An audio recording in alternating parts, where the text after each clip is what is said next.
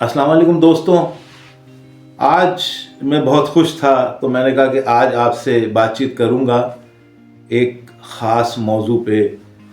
मौजू तो ख़ास यकीनी तौर पे है क्योंकि मुस्तकिल बुनियादों पे आप टीवी पर इसका तज़किरा सुन रहे होंगे। और इस्लामाबाद शहर की फ़िज़ा तो आपको पता है कि चूँकि बाहर का मौसम है तो हर तरफ फूल ही फूल हैं, हर तरफ हरियाली ही हरियाली है। लेकिन इस हरे भरे और इस खूबसूरत मौसम में एक बहुत ही, जिसे कहना चाहिए, एक खुशी का एक फीलिंग है। और वो फीलिंग आप समझ गए होंगे कि इस शहर इस्लामाबाद में चूँकि पीस टॉक जो हैं वो हो रहे हैं और जिन दो ममालिक के दरमियान जो जंग थी ईरान और अमेरिका, उसके हवाले से, उसकी जंगबंदी के हवाले से, उनके इख्तिलाफ़ात को ख़त्म करने के हवाले से तो पीस टॉक हो रहे हैं। और हम तमाम लोग यकीनी तौर पे पाकिस्तानी इस बात पे शुक्रगुज़ार हैं कि ये अल्लाह ताला ने इस पूरी दुनिया में पाकिस्तान को ये मौका दिया कि वो जो है वो इस जो अमन की जो बात है और इस जंग को जो ख़त्म करना है, उसके लिए जो ये पीस टॉक हैं, उसके लिए अल्लाह ताला ने हमारे मुल्क को मुंतखब किया। और इसका सेहरा यकीनी तौर पे हमारे मुल्क के वज़ीर आज़म, हमारे मुल्क के सदर और हमारी पाक फ़ौज के सिपह सालार के सर जाता है। तो हम तमाम लोग यकीनी तौर पे इन तमाम लोगों को सलूट करते हैं और ये दुआ गो हैं कि अल्लाह पाक इनको इनके मकसद में, जो इन्होंने ये जो एक नेक मकसद है जिसके लिए जो है ये काम कर रहे हैं, तो इंशाअल्लाह इसमें ये सुरखरू होंगे। यकीनी तौर पे पूरे मुल्क की दुआएं शामिल हैं। तो देखिए, एक चीज़ तो तय है कि ये जो पीस टॉक हैं ये हमारे लिए भी एक, अगर देखा जाए बहैसियत कौम के, अगर हम देखें तो ये हमारे लिए भी एक बहुत बड़ी, जिसे कहना चाहिए, एक एजुकेशन है, एक सबक है। तो यही चीज़ आज मैं आपके साथ डिस्कस करूँगा। और आपको पता है कि जाहिर सी बात है कि जब ये सारी चीज़ें हमारे शहर में हो रही हैं तो हम तमाम लोग जो हैं वो तो, जिसे कहना चाहिए, ज़्यादा इस चीज़ से मुंसलिक हुए हैं कि जी अल्लाह पाक हमारे मुल्क को कामयाबी दे। तो ये खुशी तो पूरे मुल्क में अगर देखा जाए तो फैली हुई है, ये सिर्फ एक शहर में नहीं है। तो देखिए, एक चीज़ ये याद रखिए कि ये हमेशा नेक नियति जो है, नेक नियति का जो है वो अल्लाह ताला के नज़दीक बहुत बड़ा इनाम है। तो ये सारी चीज़ नेक नियति पर मबनी है। और आप एक चीज़ ये देखिए कि ज़ाहिर है, जंग का मतलब क्या है? तबाही। और अमन का मतलब क्या है? ज़िंदगी। तो ये चीज़ अपने जहन में ये रखिएगा जो आज मैंने आपके साथ थोड़ी सी शेयर करनी है। और आप इसको आखिर तक ज़रूर देखिएगा इस वीडियो को।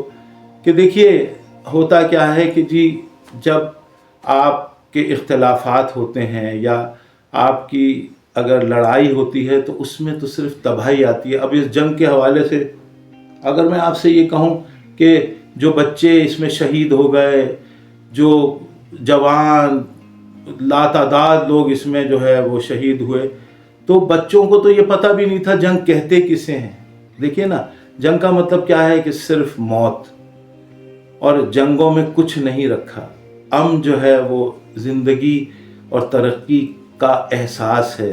अमन से ही सारी चीज़ें मुमकिन हैं। तो आप एक चीज़ ये देखिए, ज़रा गौर कीजिए कि ये हमारे जो सरबराह हैं उनकी कोशिशों से ये वक्त आया कि अब इंशाअल्लाह इस मसले का हल होने जा रहा है।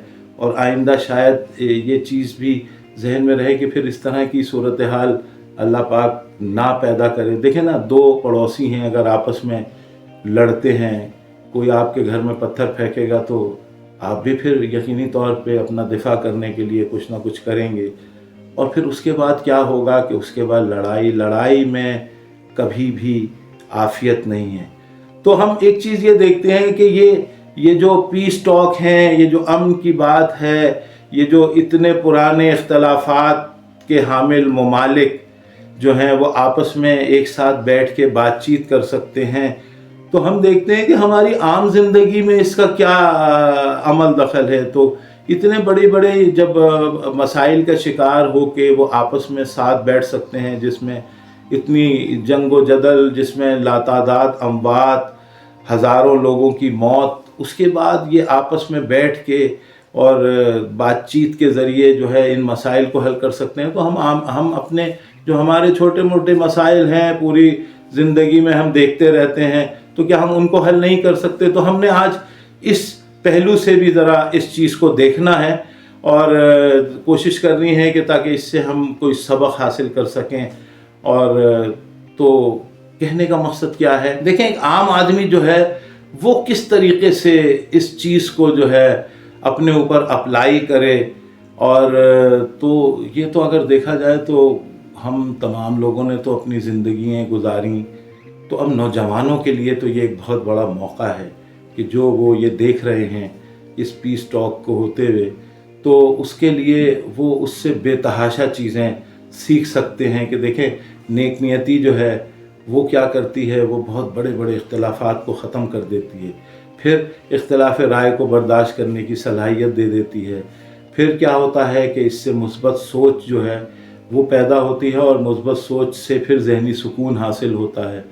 اور ذہنی سکون سے ہی ظاہر سی بات ہے کہ ہماری ترقی جو ہے وہ پھر رکتی نہیں ہے. اور جب ملک ترقی کر لے گا تو بھائی سیدھی سی بات ہے کہ پیٹرول بھی سستا ہو جائے گا اور ڈالر بھی سستا ہو جائے گا، اور پھر انشاءاللہ پھر سارے لوگ جو ہیں وہ خوشی خوشی جو ہے وہ رہنا شروع ہو جائیں گے.